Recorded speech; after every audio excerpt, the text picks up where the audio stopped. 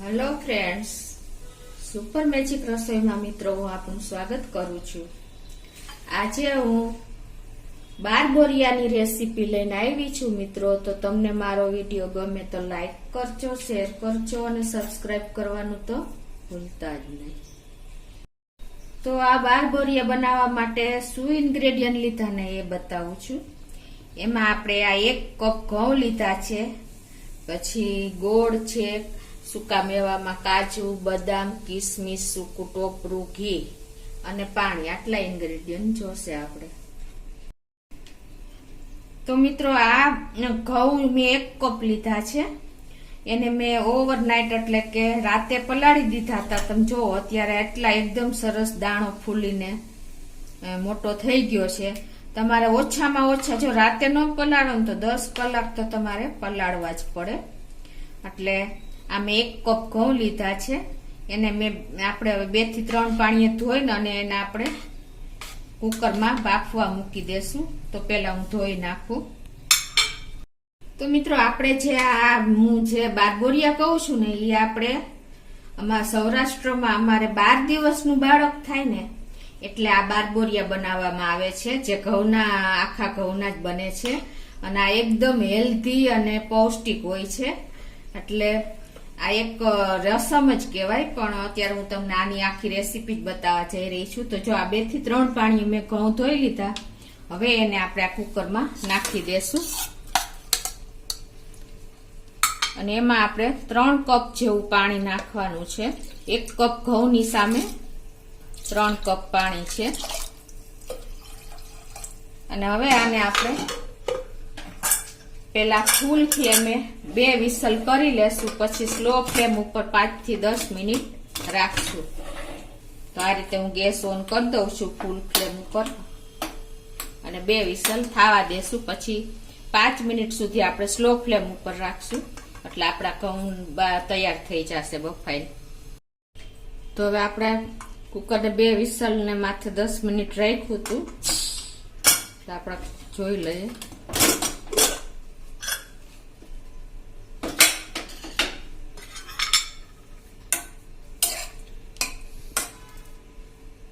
આવી રીતે આપણે જો ઘઉંનો દાણો એકદમ બફાઈ જાય ને, આવી રીતે પેચાઈ જાય આપણા હાથેથી, એટલે આપણા ઘઉં રેડી થઈ ગયા છે, પરફેક્ટ આપણા ઘઉં તૈયાર થયા છે। હવે આપણે આગળની પ્રોસીજર કરીએ। એના માટે ગેસ ઓન કરીને આપણે એમાં 1.5 ટેબલ સ્પૂન જેવું ઘી મૂકશું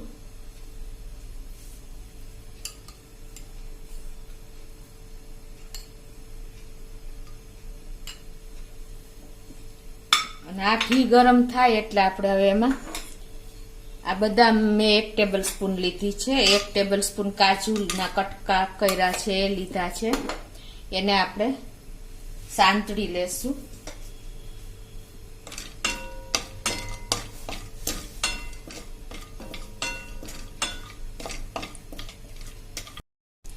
હવે આપણે આ સૂકા ટોપરાના પીસ કર્યા છે એ પણ નાખી દેશું। હવે આને આપણે સેજ અમથું એવું અડધી મિનિટ જેવું રોસ્ટ કરશું ઘીમાં।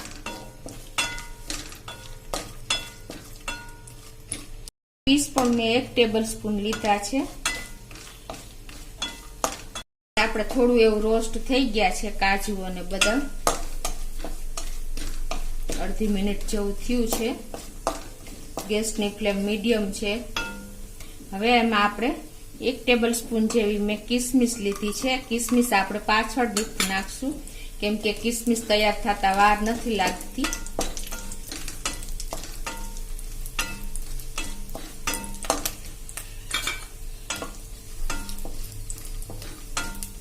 તો હવે આપણી કિસમિસ પણ ફૂલી ગઈ છે અને હવે આપણે આ બધું એક વાટકીમાં લઈ લેશું।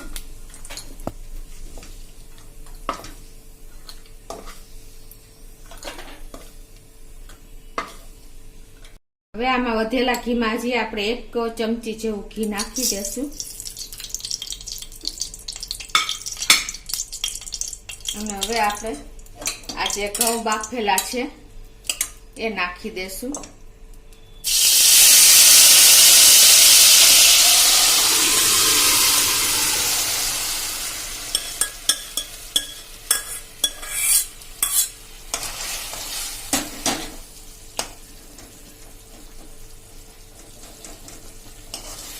આને આપણે થોડીક વાર હલાવીશું. થોડીક વાર એક બોઇલ આવે એટલે પછી આપણે એમાં ગોળ નાખી દેશું.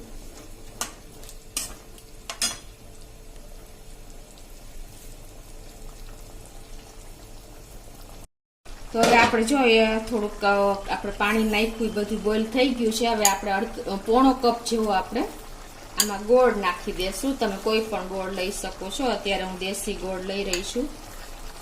આપણે 1 કપ ઘઉં સામે પોણો કપ જેવો આપણે ગોળ નાખી છે અને 2.5 થી 3 ચમચી જેટલું આપણે ઘી નાખ્યું છે.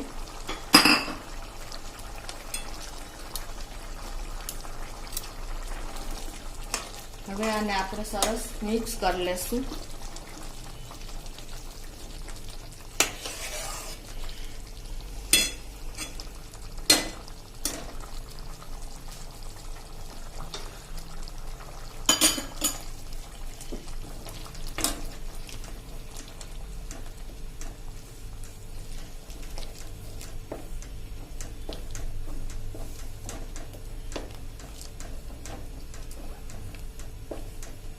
હવે આ પાણી આપણે ઢાંકીને આને બળવા દેશું.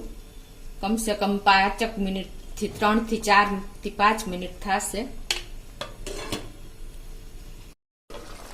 તો 3 મિનિટ થઈ છે. આપણે ઢાંક્યું એને. વચ્ચે આપણે 1-2 વખત હલાવી લેવાનું. બેસે તો નહીં, પણ એમ કે આપણે ધ્યાન દેવું પડે. હવે હજી આને આપણે 2 થી 3 મિનિટ થવા દેશું એટલે પૂરું પાણી આપણું બળી જાય અને આપણે ઘઉંના દાણામાં એકદમ સરસ ગોળનું પાણી ઉતરી જાય. એટલે 2 થી 3 મિનિટ આપણે હજી થવા દેશું. તો મિત્રો ચેક કર્યા પછી આપણે 3 મિનિટ થઈ ગઈ છે અને જો આપણે પાણી પણ શોષી લીધા છે. ઘઉંના દાણાએ ગોળનું પાણી એકદમ ઠીક થઈ ગયું છે. આપણે બધી તમે જોઈ શકો છો. આપણે બધું ગોળનું પાણી ઘઉંના દાણામાં ઉતરી ગયું છે અને એકદમ ડિલિશિયસ, હેલ્ધી અને ટેસ્ટી, પૌષ્ટિક એવા આપણા બારબોરિયા તૈયાર થઈ ગયા છે. હવે આ સ્ટેજે આપણે એમાં 1/2 ટીસ્પૂન થી એવું ઓછું આપણે એલચીનો પાવડર નાખી દેશું અને આપણે જે આ સૂકો મેવો સાંતળો છે ને, કાજુ, બદામ, કિસમિસ, ટોપરું, એ પણ હવે આપણે નાખી દેશું. હવે આ બધું આપણે મિક્સ કરી લેશું.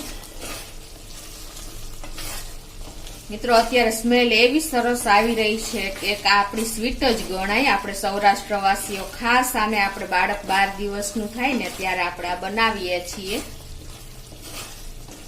અને તમે જુઓ એનું લુક જુઓ કેટલું. તો મિત્રો જો આપણા બારબોરિયા રેડી છે. આટલો આપણે થોડુંક લિક્વિડ રાખશું.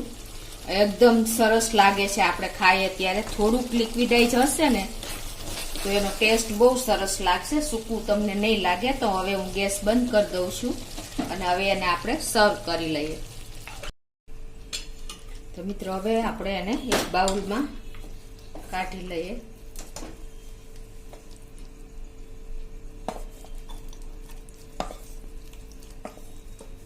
કેટલું ડિલિશિયસ લાગે છે મિત્રો. એક વખત તો તમે આની ટ્રાય કરજો જ. તો મિત્રો આપણે ઘઉંના બારબોરિયા તૈયાર છે, જે એકદમ હેલ્ધી છે, ટેસ્ટી છે અને પૌષ્ટિક છે. તો તમે અને આ નાના મોટા સૌ ખાઈ શકે છે. તો તમે ચોક્કસ એક વખત આ રીતે ટ્રાય કરજો. અને તમને મારો વિડીયો ગમે તો લાઈક કરજો, શેર કરજો અને સબસ્ક્રાઇબ કરવાનું તો ભૂલતા જ નહીં.